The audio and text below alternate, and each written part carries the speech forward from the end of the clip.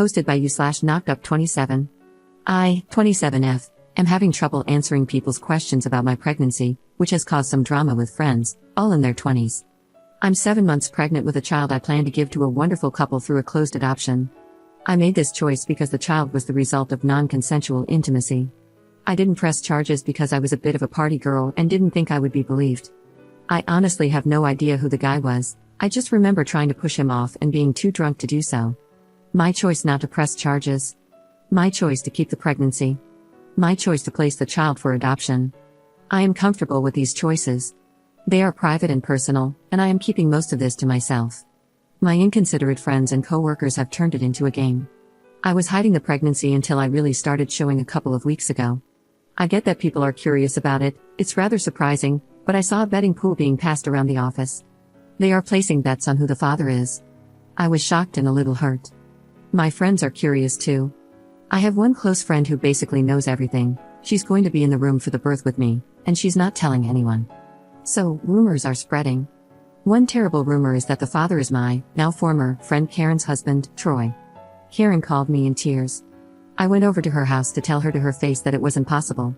She demanded to know the truth. I told her it was none of her business, and she blasted me on Facebook. Some friends have been nice to my face, but everything gets back to me eventually. Some people are even saying that I'm a paid surrogate, which I guess is fine compared to the other rumors. I hate that people are talking about me like this. I made one blanket statement on Facebook yesterday. I guess I can't hide it anymore. Yes, I'm pregnant. I'm giving a lovely couple the child they have tried to have for years. It's very personal and private, and I ask that you all respect that. It has a bunch of comments, but I haven't read them.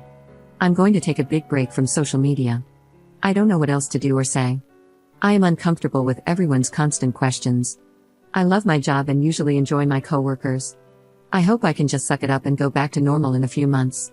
Weirdly, I've found great inner peace with everything because I am so happy to be giving the adopting parents, who are the kindest men I have ever met, a kindergarten teacher and a social worker, something they could never have on their own.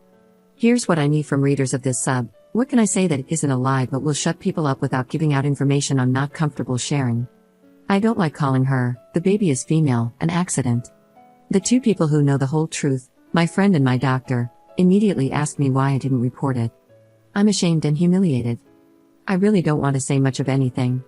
I think a big part of why this is so hard for me and those around me is that I'm usually really talkative and social. I'm in sales, so now that I'm showing, I'm also dealing with these questions from strangers. Should I go to my manager about the pool? Laugh it off? Wait for it all to blow over? Commenter. I know it's a sensitive topic, but why not tell your friends it was from SA? That would shut them up very quickly. Also, what about reporting the situation to HR? Ops response. I really don't want people knowing what happened to me.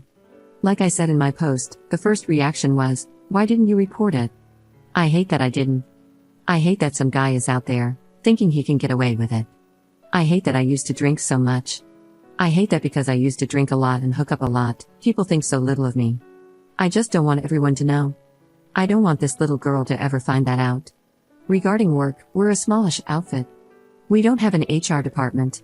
We have an owner-manager, who I really respect and who is kind of like a second father to me. We're 7 guys and me.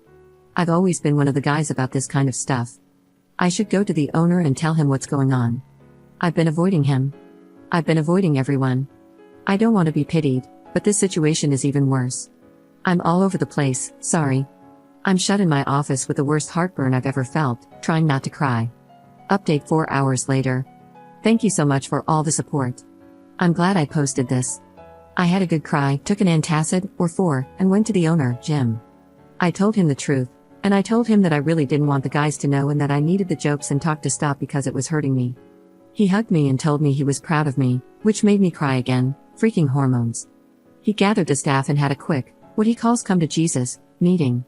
He announced that he would fire anyone who made me uncomfortable about my pregnancy on the spot and that all the money from the pool needed to end up on my desk, pronto. He was great. He didn't share any of my personal info, he just protected me and made it quick and easy. After we dispersed, he told me I could have an additional week of paid medical leave. I already have 2 weeks of sick/vacation time I haven't used.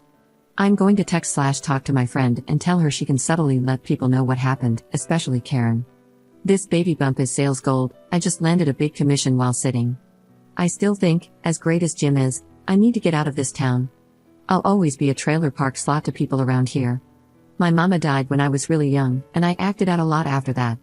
Everyone knows what I did and won't let me forget, despite working my tail off to graduate, working my way up to sales lead, buying my home, and fixing it up myself. I'm sick of Oklahoma.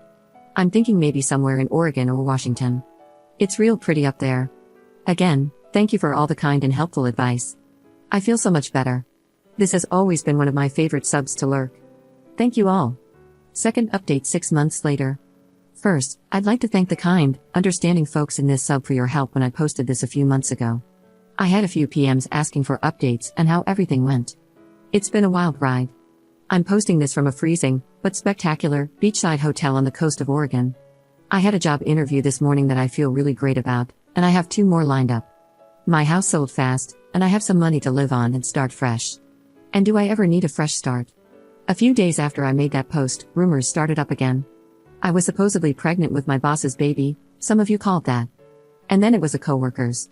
And then my friend's husband again. To save face, I asked my friend to tell the right blabbermouths the truth. That backfired, hard. Someone, or some people, I don't know, started posting on Craigslist about me and the baby. There's this section called rants and raves, but I guess people just post garbage there. I looked at some of the posts, and someone really had it out for me. They said I was crying great because I was too slotty to know who the father was. They called me the worst names. I flagged what I could, but new posts kept popping up. I tried to ignore it. I had a good friend write me this extremely long text about how I was making it all worse with my great story. I was devastated. I guess my prior life and reputation are all people there will ever think of me. I kept my head down and just tried to forget it all. It was affecting my work. I put my house up for sale and made a plan to GTFO. I was at 38 weeks and had resigned my position. My wonderful boss told me I could come back, but I don't want to. I was selling most of my belongings and packing what mattered to me. There's a knock on my door, real late. Later than folks should be knocking. It was a man I kinda know from the bar scene. He was drunk and angry. He told me it was maybe his baby and that I had no right to call it grape. I remember talking to him that night, but I really don't remember it being him. But I don't remember anything other than pushing him off and wishing I was stronger. I told him to go home and leave me alone. I'm trying to be brief, but he made the next week hell for me. He was harassing me at my house every day and calling at all hours. He was threatening me and demanding a paternity test. I was terrified that he was going to mess up the adoption. I was growing more and more scared for my safety too. I couldn't sleep or eat. My friend came over, and we called the police and told them everything. The officer who came to my house was great.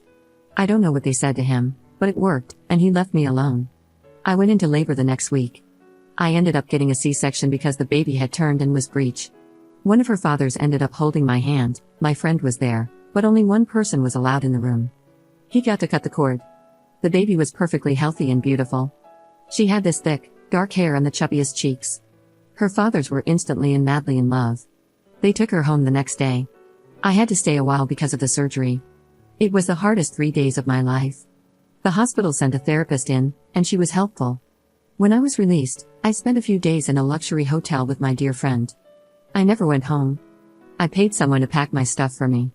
I spent the next 2 months at my grandmother's house in Texas, recovering, thinking, and waiting for the cash from the sale of my house. I was terrified I would get a call that the man from the bar had somehow messed up the adoption, but it hasn't come, and I grew less worried.